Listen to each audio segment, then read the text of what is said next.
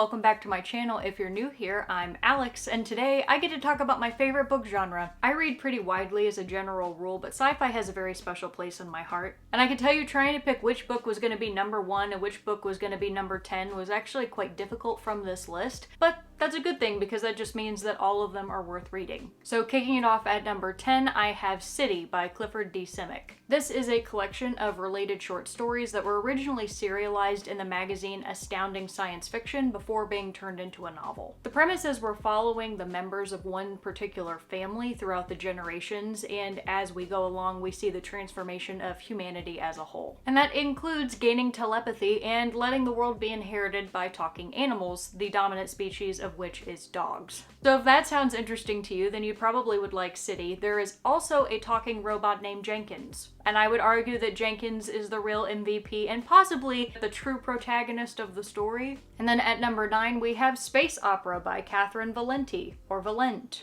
I'm not entirely sure how to pronounce her last name. This book I would describe as the love child between Hitchhiker's Guide to the Galaxy and that one episode of Rick and Morty where the giant heads come and force Earth into a singing competition. Threats of extermination are included. It's honestly just a fun novel, and I love the alien races that are in here. They're described in pretty great detail. Plus the artist that is chosen to represent Earth is a has-been, so you can kind of understand what novel you're getting into. For number 8, I have Oryx and Craig by Margaret Atwood, and yes, I do have the Folio Society edition of this book, and it is gorgeous. I would describe this story as a disturbing look at what life would be like before the world ends, and then what it would be like to be the last person after. A lot of this book is our main character, who we only know as Snowman, feeling the loss of his love, Oryx, and his best friend, Craig. And the only thing that Snowman really has to pass the time other than just trying to survive is watching over the children of Craig. The children of Craig are not quite human, and whenever they interact with Snowman, they view him as a kind of monster. It bounces back and forth between the past and the present,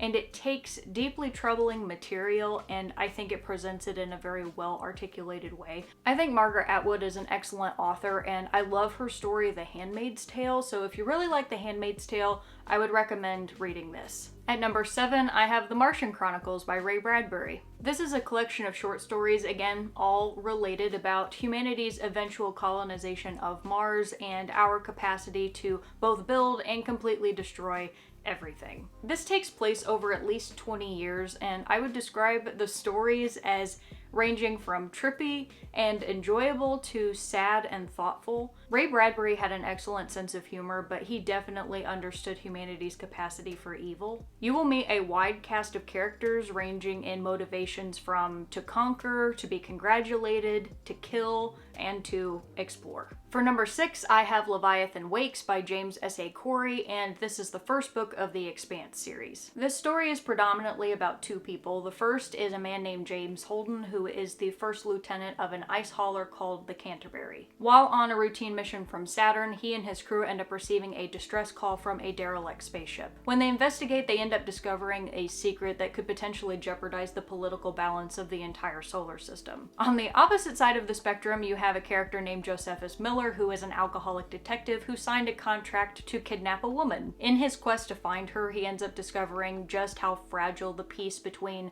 Earth, Mars, and the Belt really is, and he also becomes completely enamored and obsessed with this woman that he's trying to find, to the point where he will stop at nothing to locate her regardless if she's dead or alive. This is the only one of the 9 books that are out right now that I have actually read, but I can tell you that it was really good, and I am looking forward to reading the sequel, which is called Caliban's War. At number 5, I have The Hitchhiker's Guide to the Galaxy by Douglas Adams, a story that really needs no introduction, but I'll give you one anyway. Our main character, Arthur Dent, is whisked off of Earth by his friend Ford Prefect seconds before it's destroyed to make way for a galactic freeway. Ford Prefect is a writer for The Hitchhiker's Guide to the Galaxy and also secretly an alien. So he and Arthur end up going on an improbable journey to learn the meaning of life? Question mark? This is the first of 5 books. I have read the first 2. The second novel is called The Restaurant at the End of the Universe, and both of them were really good, and I like them a lot. At number 4, I have Illuminati by Amy Kaufman and Jay Kristoff.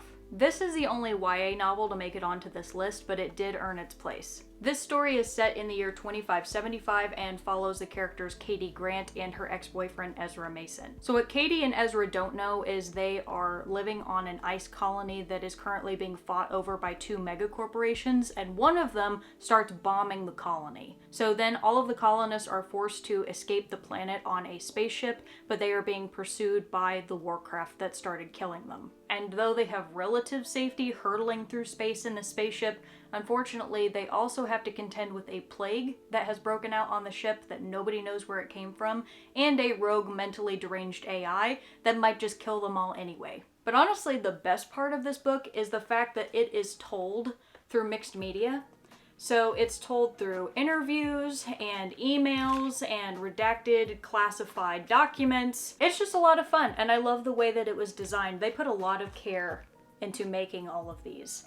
So this is one of 3 novels. I've read all 3 of them, and I can recommend the series. Then at number 3, I have Recursion by Blake Crouch. This is the story of Detective Barry Sutton, who is investigating a disease known as false memory syndrome. It's spreading like an epidemic worldwide and drives people crazy with memories of a life that they never lived. He eventually crosses paths with a woman named Helena Smith, who is a neuroscientist, and she alone holds the key to understanding what exactly is happening. Honestly, for the top 3 books, I had a really hard time putting this one at number 3 because there were several times I almost put it as number 1. So just from here on out, know that the top 3 books, they're all interchangeable. This is stunning.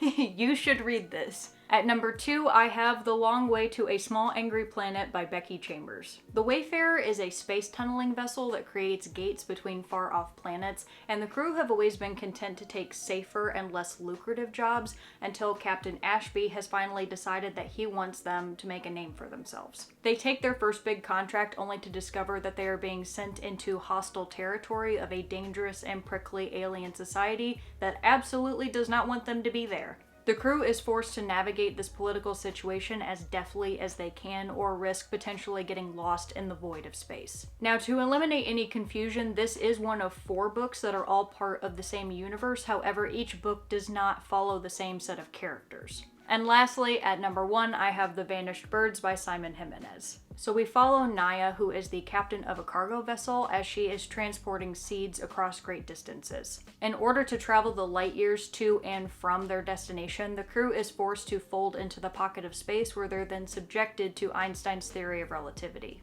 4 months for her and her crew is equal to 15 years for everyone else, so Naya finds herself to be quite lonely and untethered from the rest of society, which if you think about it makes a lot of sense because over the course of just one contract where she's traveling back and forth 4 times, a lot of the people that she knew before she left on her first journey are dead. How do you build relationships with people when the next time that you see them, they're gonna look 15 years older and you're gonna look like you haven't aged a day? That is until the day that a mute boy who is absolutely in love with music falls out of the sky. After meeting him, Naya discovers that her purpose in life is to take care of the boy, and she'll do anything to accomplish that. However, the only way that she's actually going to be able to do that is to sign her life away to this mysterious woman who says that one day the boy is going to manifest this power. And if he does end up manifesting the power that the woman believes he will, Naya and him are going to be ripped apart forever. Simon Jimenez has this very lyrical way of writing that makes it to where even the most gory of details sound almost poetic. Now I'm going to warn you, if you want a nice, cozy, found family story, what I originally thought this book was before I read it, don't read this.